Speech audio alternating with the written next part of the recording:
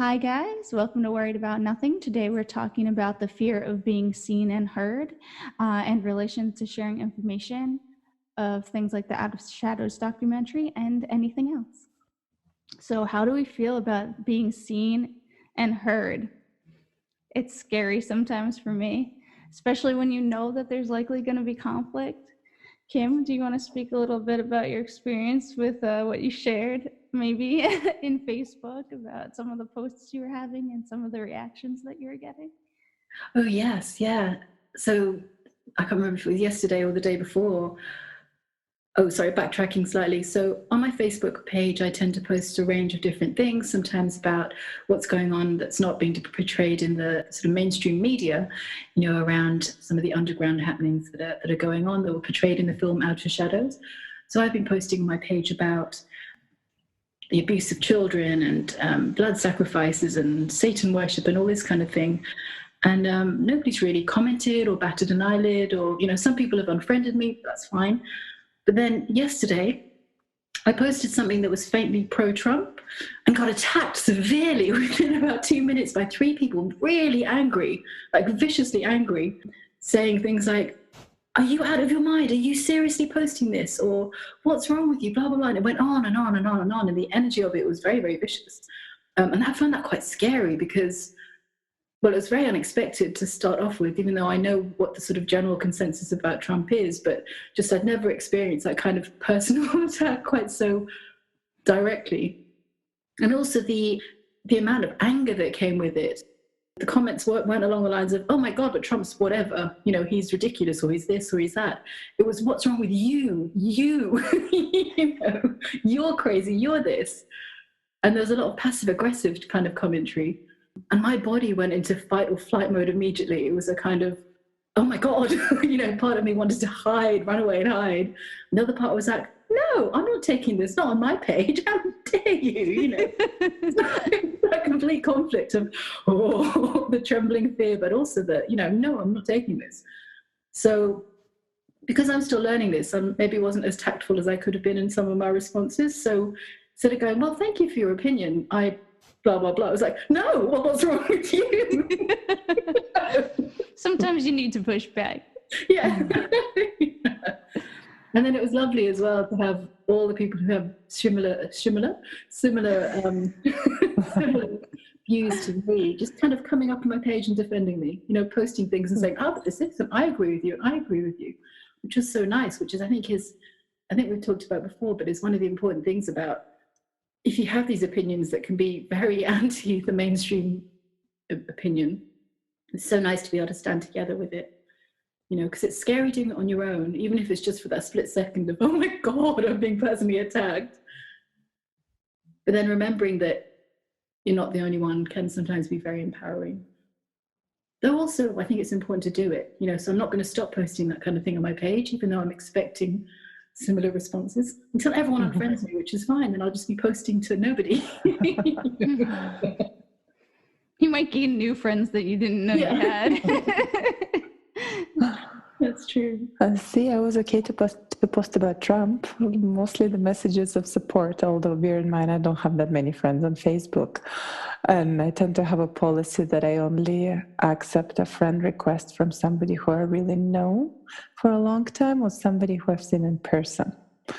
So when I actually recently had a lot of friend requests because I've joined a few other groups on Facebook, spiritual groups, and I've been commenting there, and a lot of people, well, not a lot, but a few people send me friend requests.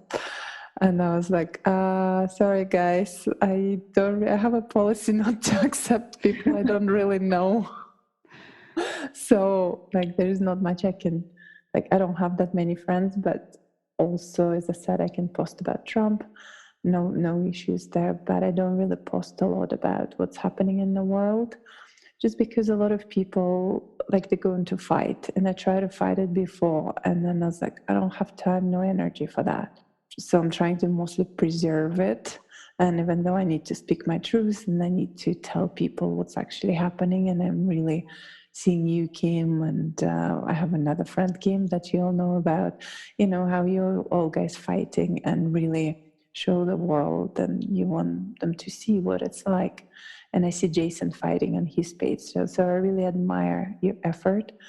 I don't feel like I'm in that place yet, although I would love to be, because a lot of people would just say, oh, this is conspiracy theory, why you keep talking about it? You know, they just not willing. Like I try to fight even with my husband before, and I spent days and days and weeks, and I didn't get anywhere. He just wasn't open. He watched some of the documentaries I sent, and he just not open to that. And it came to the point, like even with vaccination, he's all up for it because, you know, that's what he learned, the industry he worked in, and he doesn't see anything bad with it. So it got to the point where I was like, okay, you know, over my dead body, basically. That's it. Basically, you know, if you're going with it, then we're not together. So then he agreed to back off on it, and then I agreed to a little bit back off on what he calls conspiracy theories. And so even though I'm still learning what's happening, I'm not necessarily going and actively sharing, because a lot of people are just not ready for that. No matter how much I try to push, they're just not willing to accept it and even open up a little bit. I mean, and there's not much I can do about it. Yeah, like you were saying though, because you have friends on your page, it's like people you know.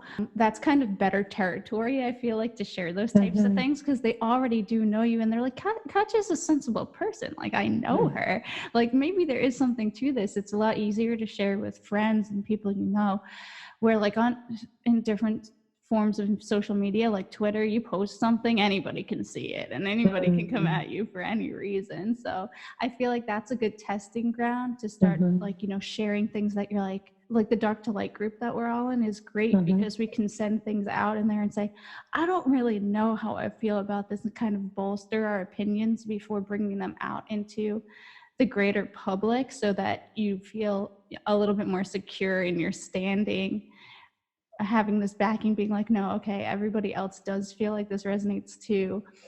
It doesn't feel like it's coming from a place of where I want to believe it, or like I feel like I have to push that I believe this. It's like you kind of have that deeper sense that something's real here, so that when people do come at it and attack you, you're like, no, I know this somewhere inside me. I know that this resonates. You're not really going to change my mind, or it's not going to affect you as much, I guess, when people come at me. At least that's been my experience, because I was on the other end too, where I would just post things where I'm like, oh my God, I can't believe this. And you just take it and retweet it or whatever. And then people start coming at you and you're like, oh, well, you know, this and that. And then you start kind of like questioning it, because it's like you just either thought it was interesting or a little bit of it sounded true. So you're like, oh yeah, the whole thing must be true. And it's like really a good way to start honing what to post and what not to post, and really how deeply things resonate with you, because then you're like, oh yeah, maybe I shouldn't have been so quickly to just retweet it, and really sat with it a little bit longer instead of being like, yes, I saw these words, this must be. Well, we'll do a little bit of research, right, and go and do a little bit of investigation to see if it feels true or not, because there is still fake news out there, so it's not all true. Just learn a little bit more about it, then just go and repost it. And I don't really have that problem where I don't trust myself. If something feels true, I don't really question myself, even if people come at me. It's mostly, I don't feel like wasting energy on fighting with them. That's really the main issue for me, because I was like, you know, I'm also busy with the kids. They do take a lot of energy, and I don't want to just, you know, then struggle to go through my days. So, you know, that's my main concern. I guess you always have the option not to respond to, even if someone does post something underneath it. So you still feel like somebody attacks you, whether you respond or not. You can That's still feel true. it. And also audiences are different in that, you know, in some ways it can be easier to post on Facebook or social media, even if it's to people you know. But like you were saying, Katya, earlier, having to stand in your truth with your husband, who's the closest person to you, is much harder, because not only is he closer to you and you love him and you have that relationship, but it's also going to be much more of a personal attack than if some stranger, I mean, like, for example, the people that commented or came back at me about my Trump post, 2 of them were people I hadn't seen for over 25 years. So don't really care about their opinions, haven't really been in contact. But if it's your husband telling you you're crazy, or telling you you're full of conspiracy theories and really denigrating your self, your character, that's really hard. So you are fighting just on a different battleground. Mm-hmm. Yeah, I was thinking about this. I think it was last night actually, about I have two friends who I'm pretty sure they don't know my political leanings, and I've just been thinking about whether or not to share it with them, because I don't really look at it as a reason to be friends or not, but identity politics became so strong since 2016 that I'm kind of afraid if I tell them that they're not gonna want to be friends with me. But I'm like, I don't really feel like that should be a reason. So I'm kind of doing this dance between like, I don't really care if they know, because it wouldn't affect the way I feel about them knowing that their political ideology is different than mine. But I was also like, I don't have a strong urge, like I need to tell them. But at the same time, I'm like, I feel like I'm hiding in some way, right? So the fear of being seen, because it's like, if they have a problem with it, but then it's like, if they really have that strongly of a problem with it, does it make sense for us to be friends on any level anyway? Because I don't know.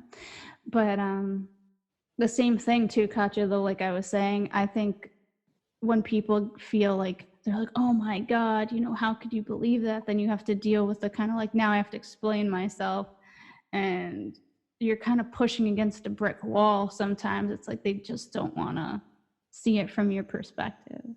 Mm-hmm.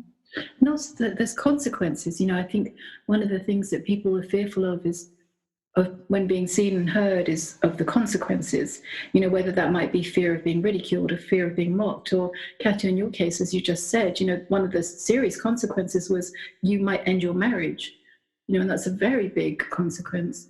So sometimes that can really hold people back from saying what they know is true, or behaving as they know that they should be, or inverted commas should be, who they are. But it's just finding that balance, I guess, of the power of your convictions. And again, going back to truth, how important is truth to you? And it doesn't mean that you have to, get on a rooftop and shout about it. But when you're in a situation where you choose to do something or choose not to do something, it has to be from a place of truth. So for example, me posting that post on my Facebook page, I knew there'd be some reaction. I didn't expect it to be quite so vicious. But it was a choice I made to do it because I felt it was true. And I felt that not to post it would have not been true for me in that moment. So yeah. I think with the being seen and heard, you have to push through that fear of what might happen that might never happen. You don't know. All of it's made up. All of it's in your brain because you're seeing consequences that may or may not exist. Mm. I have a pretty good idea sometimes, though. You can kind of infer what might happen based on other things that you know about the people or things that they have said. I think part of me also is like, I am good friends with these people, and I kind of like the idea that they might be more open to the ideas that resonate with me, that cause me to support him, not knowing that I support him. You know what I mean? Because sometimes they look at you and they're like, oh, well, you support him, so you're going to support whatever he puts out there, because the identity politics thing. And I'm like, no, but I support him because I already believed in these things. So it might be helpful for them to know that you support him and hear the reasons why you do, because it's all very researched, And I think sometimes what can happen is there can be a huge amount of supposition and people identifying you with something. Like, for example, with Trump, one of the people I know that sort of attacked me has very strong anti-opinions about Trump because he thinks that all Trump supporters are rednecks who are stupid, who have no education, who don't have any intelligence, and is very derogatory about them. So he was lumping me in that boat. And I think one of the reasons he was so offended was because he didn't think I was like that, but I suddenly became like that because that's what he decided that meant, So maybe for people, it can be helpful for them to know that you're different to that, and that in this situation with Trump, for example, that you support him because X, Y, Z reasons, and that it might help them to go, oh, right, okay. So not all Trump supporters are what I thought they were. or something like that. So that could help them maybe. But I think it's very typical because a lot of information in the news was all about how people are not really, those who are really uneducated, they're the ones really supporting Trump. So, and even with the arguments a long time ago with my husband, he was saying, well, if people were doing more research, if people were more educated, they would not have voted for Trump. So I think it was just typically presented in the media for people to feel that way, that it's only rednecks who are supporting him. So I do feel it very strongly that people who oppose him, they're all about, well, educate yourself, basically. Yeah. Instead of trying to be a little bit more open and actually see what he's done. He's done so much. It's amazing. Yeah. That's what I find interesting, is that a big part of the argument really is like, oh, well, being uneducated, because I feel like a lot of people who aren't for him, they refuse to look into anything deeper than the surface level of what's going on or what he says and things like that. Like, it's amazing. With the injecting of disinfectants, that is just the craziest thing that I've ever seen, because I don't know anything about, like, I know things about vaccines, but I don't know about specific like chemicals. Like, I didn't know that formaldehyde was a disinfectant. And I'm actually allergic to it, and it is in a lot of vaccines. But I just thought that was so crazy when I saw that post, that I'm like, oh wow, yeah, so we have been injecting disinfectants into ourselves. So like what he said doesn't sound as crazy as it did when I first heard about it. Because I get that reaction too. I'm like, okay, well, what is he saying now? It's like, what's the next thing that people are going to be like, oh, I can't believe he said that? Because usually there ends up being a good reason. And in this case, it's exposing the fact that it's something we're already doing. That people are like, oh, how could you say you could do that? It's like, well, we are doing it. Formaldehyde's a disinfectant, and it's in vaccines, and we're currently injecting that. So. Well, he's the person who's definitely not hiding. He's out there and he's speaking his truth. And my friend actually said, I asked her, how do you feel about Trump? And she said, oh, I really like him. I said, why? Well, he has so many facial emotions that usually a person who has so many emotions, they can't hide the truth. They're speaking the truth. Because most of the other people, they speak like robots. There's no emotions whatsoever. And he just speaks whatever coming out of his mouth. There is definitely not a lot of filter, which is perfect. He speaks his truth for sure. And that's a good example. Well, definitely for me. Yeah, absolutely. He is such a good example, because if he can speak his truth being attacked and mocked quite so viciously as he is all the time, then the rest of us can speak our truth about smaller things in front of a much smaller audience. Totally. Yeah, that is interesting. And it kind of reminds me of like what Jason was saying, like how we need to stand up and fight with him. Because I kind of like, to me, it diffuses the energy a little bit, right? Instead of all of the anger or all of those emotions being directed at one target, now it has to be directed at multiple targets. And I don't know, some sort of protective quality, maybe. I don't think that's the word I'm looking for, but you understand what I'm saying. So. Well, the attack is not as strong because you feel there's support from other sources, and sometimes Jason sends some backups and some information. So it's really helpful. I see when he's supporting Kim and, other people. So it's really nice to see when he's really trying to show to people, well, try to open up a little bit. Yeah, it's nice to have friends coming and supporting you. You feel you're not alone in the fight, and there is somebody coming to rescue you. And I think also standing up and being counted and kind of standing up for what you believe is true can be very good at reinforcing it, that it is, or whether it is really true for you. And if people are questioning you or attacking you for something, it's that, like you said, Danielle, earlier, it's that space, you're in that space of, well, I have to defend myself if I believe it's true. And if I don't, oh my God, there's going to be this gaping chasm I'm about to fall into, and also it's so not easy, but it can be so much easier believing something is true, but then coming out and saying it makes it real. And when you say it, people hear it, people react to it. So you're not in that kind of bubble anymore of believing something's true and kind of keeping that to yourself. But bringing it out into the world, you're making a statement in whatever way. So you kind of are standing by what you believe, as opposed to, it's like theory becoming practice. It's great to, like with driving, it's great to know all the theory about driving, but till you get behind the wheel of that car and you start driving, you don't know how to drive. You couldn't call yourself a driver because I got A on the test. Yeah, I was thinking about also how we talked about meeting people where they're at. Because, like, my mom, I don't want to say she's closed to the information, but I think there's a lot of stuff going on that she's just not ready to hear just because of, like, how horrible that pretty much means the world is, because there's a lot of terrible things going on.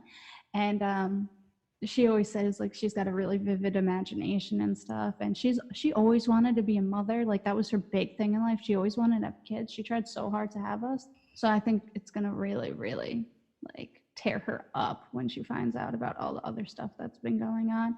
So I'm trying to kind of, like, push things in that direction now, so it's not going to be such a huge shock, because unfortunately this is the way it is, but as soon as something hits mainstream news, it's accepted as fact.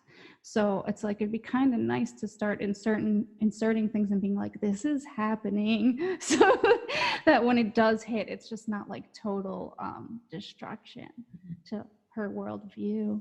Well, Jeffrey Epstein is a good start, right? He was in the main media and there was a good coverage. Well, not a lot of coverage, but there was some coverage around the story.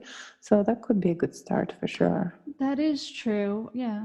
I could talk about that a little bit more. It's just because when you think about that, yes, it's horrible what was happening there, but it's like people look at them, it's like they were teenagers still, like, or like older children, as horrible as this sounds, but the fact that it could be like it's babies and like infants, and that, I just feel like it's a bridge, it's kind of a bridge to cross. So I guess also that, I mean, like Katya said, that's a good introduction, because if people can accept that it's happening to teenagers, then they're more likely to accept it can happen to people who are 10, and they're more likely to accept it can happen to people that are 6. And, and I think because of all the pedophilia that's being coming to light and is actually being portrayed in the media. I mean, going back in the UK to Jimmy Savile a few years ago, that was a huge shock when that came out to the world. I don't know if you guys know about him, but he was a children's presenter in the UK. And he had a show called Jim Will Fix It. So basically he used to have kids on his show and they'd tell him what their wishes were and he'd make them happen. So he was portrayed as a very wonderful person with kids, but he was a massive paedophile, and it came out later. And he was friends with the royal family and friends with all these other people that we know are part of the underground, as it were, the elite.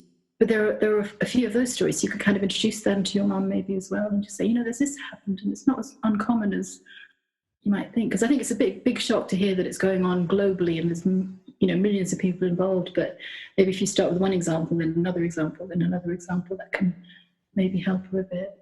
Yeah, I'm kind of trusting that as things go, is like she'll start to ask some more questions, because like my dad is tuned into at least part of it, like all the corruption in government. So we kind of have conversations. So at least if she's like around for the conversation, she kind of will hear things, pick up on it, and will probably choose to ask when she feels like she wants to know more. So that's good, at least. And as Kim said, it is the hardest when you have your relatives or people around you, right? Trying to share this information, because you know how they feel, and the way they feel will will most likely to impact you too, right? You're most likely to, I don't know, it depends, obviously, how much you feel. But for me, I can feel what other people feel. So yeah, it can be. Right. Especially those who you know. Yeah. I could be projecting onto her, though, that like the way that she'll feel about it, but I feel like I have a good sense since I know her and other things that we've talked about. Because even her, like we were talking about the FISA abuses in the Fisk court and stuff like that, and she's just like, why? Like why would they do this? Like, it's just like this kind of resistance, like, how could this be happening? And I'm like, that's like small potatoes. So yeah, so in this case, I don't think it's really hiding. It's just preparing somebody. More compassionate way of doing it. I just do notice the, I guess, pulling in me in that I want her to know before it hits mainstream. So I'm like, because I'm afraid for her. So it's coming from a place of fear. It's not, all love, but it's like, I don't want it to be so bad when it hits. Anyway, that's probably enough about that. Some people, I guess, need to hear it from the mainstream media because that's the only source that they believe. I mean, like Katya, you were saying in another podcast about you thought that your husband might start believing it when he saw it on the news because it's on the news, so maybe that's the way that some people will need to find out. Yeah, totally. I think sometimes people can react with fear. I mean, I remember there was one post that I put on my Facebook page about, what was it now? Oh, the Fall of the Cabal series or something. I can't remember, along those lines. And somebody, again, who I don't know very well, posted something that on first sight seemed very aggressive and was very confrontational because it was question, why the F do you believe this? And then question 2, blah, blah, blah. And again, I had that fight or flight response and I felt, the fear and all of that. I thought, no, actually, I'm going to reply to him as if he's asking a neutral question because I don't want to go in attacking or swinging in this case. So I replied rationally. And I said something like, you don't have to believe me, you don't have to agree with me, but this is just what I believe and I posted it on my page, so I can, kind of thing, in a very neutral way. And he came back with, no, I'm genuinely interested. I want to know why you said this and please help me find out more. So I pointed him in a direction of a few videos and we've had this conversation now on Messenger for a bit. Him going, oh my God, I don't believe, and then this, and oh wow, have you seen this video? And this, So sometimes people can surprise you. I mean, I know, I don't know him, so it's not like, I'm not talking about you and your mum situation, obviously you know her, but I think sometimes not going in believing that everyone's going to attack you can be a good thing for me. I think because I'm still quite new with all this, there is still a little bit of a anxiety that people might attack me for it. I mean, like Jason said to me just earlier in the call, I am scared of conflict. So for me, it's helpful to post things out there because I feel like sometimes it's not only posting what is true, but also helping me push through that fear of conflict. Because if I hide stuff away and not post stuff that I feel is true, that's being disingenuous. Makes sense, because I have exactly the same fear of conflict. So I don't, and I had an example, I think I was posting something about Greta and climate change and, something funny about it. And then a friend came at me because she went to one of this, do you remember they were doing gatherings of people trying to get something out of the government and, this whole trend about Greta and do something, otherwise we'll die in X amount of years, and her whole report. And she just came at me and was like, did you read her report? You have to really read it. Did you see it? And I'm thinking, well, because I already had this conversation before with other people, there is nothing but this report, and this report is truth, and everything else is just people who don't know things. They didn't do enough education. The people who are talking, they're not legitimate to talk. They don't have enough qualifications, and whatever that is, it seems to be all set in their mind, and I know the answers ahead of time. And the sources, they're not, I don't know, the Science magazine or something like that. So whatever sources you post, did you see what it's coming from? I don't know, antivax.com. Did you see the name of the site and things like that? So I already know what they're going to come back with. So yeah, I kind of feel that I don't feel like I'm going to open up anything in those people because they're just so stuck on the ideas and opinion, and I tried it with few and I just hit the wall. Sometimes though, the more people, like Kim had mentioned this, I think, when we were talking about your husband before, if these people who are so closed off to it see other people and they're like, oh, Katya's not the only one who feels that way. There's this other person I really know and trust, and they also kind of seem like they believe this.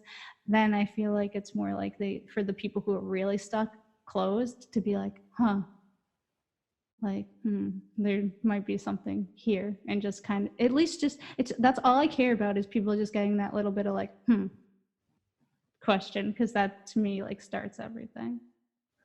It didn't work with me because even with my husband, he would read how many people are now into conspiracy theories, and there is more and more. So he's well aware that I do say all my friends trust that, and everyone who I know, even my uncle in Russia, he's now sending me information. And it's interesting because I actually found a lot of documentaries in Russian are more informative because they do a bit more digging. And they do go into history and where it's all came from and things like that. So I do find it's quite interesting. I can't unfortunately translate it because it's a long, those things are usually pretty long, but it's just really more informative and it's just more support from different angles. But he knows how many people trust that and believe that. He's well aware of that. And it's not like he doesn't believe that he's not opposed that it might be happening. He just doesn't feel there is enough support. He feels it's all about people wanting attention. And there's not enough support or not in the right sources in order for it to be the truth. Mm-hmm. Yeah, I think stubbornness in people can really be exacerbated by somebody trying to change them or change their mind about things. In a way, it's almost like a blind stubbornness, so what starts out as a rational discussion, if somebody's particularly stubborn, becomes a personal attack on them. And they'll just blindly go, no, it must be this. Like going back to Trump, there's such a divide. People love him or hate him. And more people seem to hate him than love him in people I know on Facebook, for example, or social media. But the reaction is so strong that it's a knee-jerk. It's not even, like, for example, if Trump said, yeah, the sun's shining today, people hate him and go, no, he said what? What an idiot would be a knee-jerk. Well, I see clouds. Yeah, exactly.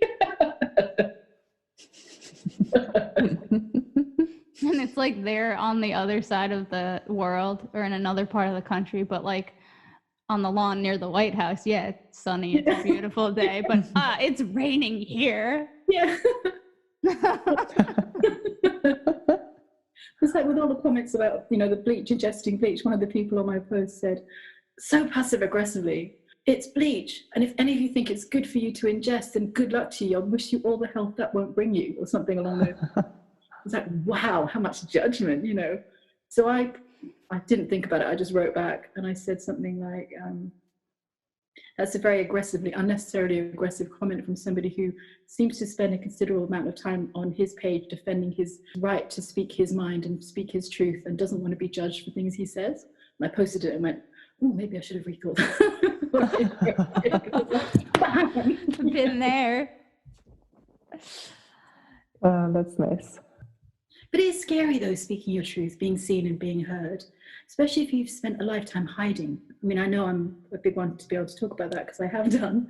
So coming out now and saying things and being seen and being vulnerable and open to attack is really scary. But at the same time, it's kind of empowering because I feel more alive for it. Because going back to what I said earlier, it's very easy to believe things and have truths that whether it's about spirituality or life or politics or whatever it is. But coming out and standing by them is hard. It's harder. But then it also reinforces to you that it is true what you know is true. Mm-hmm. And also you can see the support that you have for it. Other people come out and support you in it, and it creates a community that was already there, but I'm just joining it. But from my perspective, mm-hmm. It's the community that I'm stepping into. And that's lovely because that makes you feel more connected as well and more involved with life. And that's really what it's about, just embracing life and being involved in it and living. Whether you make mistakes or not, whether you speak your truth that changes to a different truth in the next minute, that's fine. You're being truthful and you're speaking what you know in that moment. And you're being seen and heard in that moment. And whether it's misinterpreted by others or not, doesn't matter. You're doing it. You're feeling it. You're being it. And that's what counts.